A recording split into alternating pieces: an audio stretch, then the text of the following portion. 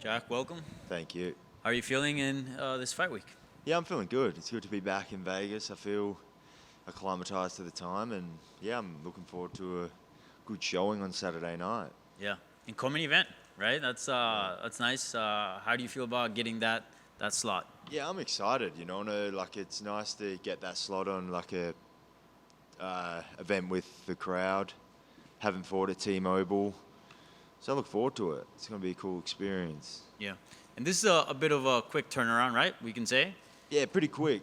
I was planning on fighting in Sydney, but it just didn't work out. But yeah, I was planning on turning around pretty quickly after the last fight, so it worked out in the end.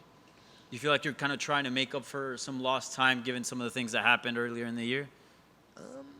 No, I'm just I've always wanted to fight consistently, so I'm just going to try and keep up a consistent routine and schedule and keep going.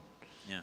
And how was it to see, fellow Australians and people from the Oceania region fight at UFC 293 and you're not getting the chance? Was it tough? No, not really. I was lucky enough to fight in Australia at the start of the year, but it obviously would have been nice to save a bit of travel. But yeah, I feel like it was a pretty good event, and all the fighters put on good fights. So it was entertaining, and yeah, it definitely got me pumped up for this weekend. Yeah.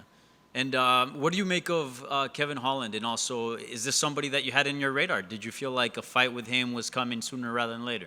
Yeah, I did. I thought possibly by the end of the year I might fight him before the last fight, just from how everything was playing out. And so I think it's a good fight. I think he's a good fighter. He's got unpredictable style. It's pretty exciting.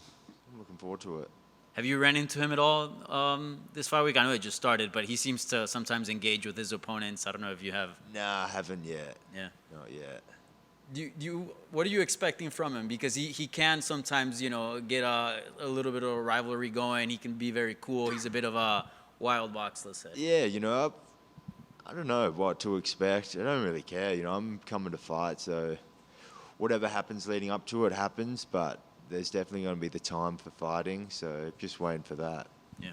And this is Noche UFC celebrating the Mexican Independence Day on September 16th. Obviously, you're not Mexican, but you do have some sort of a connection. Obviously, you're a great boxer, and given Mexico's history with boxing, wondering if you have any appreciation for Mexican culture and being on this card as well.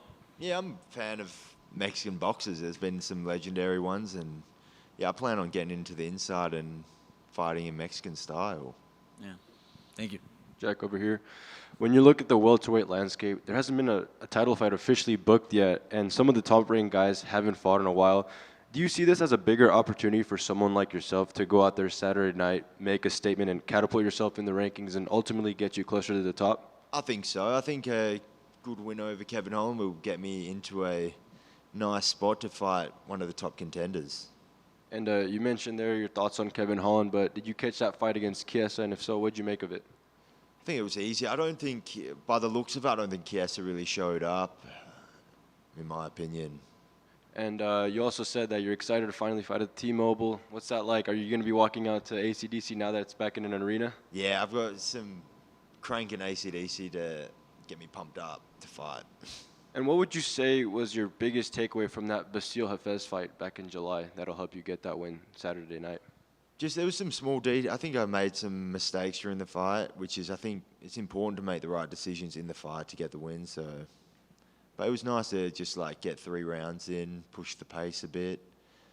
Know that I felt like I was down in the fight and I had to sort of step it up the last few rounds. So it was good to overcome that. And what's your message for all the fans from back home that are going to be tuning into your fight?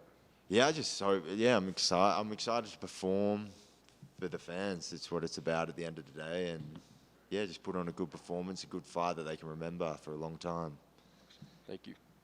Thank you. Hey, Jack. Is it safe to say you're the Australian Canelo? Yeah, that's it.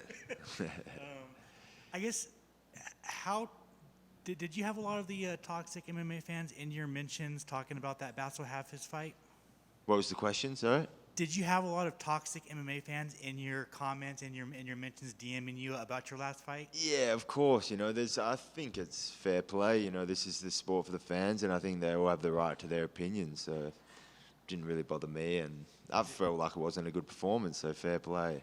Is it going to be nice to shut them up this weekend? It's hard to shut them up, you know. I feel like they're always going to be talking, but I don't really mind. It doesn't really bother me. I think it's just the way the sport is. And then finally, obviously the Dana White's Contender Series is back right now. You got your contract off of that. Just how important was that show to you?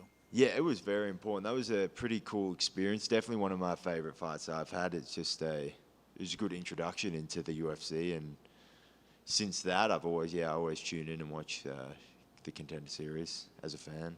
Did you see Kevin Jusay call you out after his win last week? No, I didn't. I didn't see that, but yeah, I'd definitely run it back with Kevin any day, anywhere. Awesome. Thanks, man. Hey, Jack, right here to your left.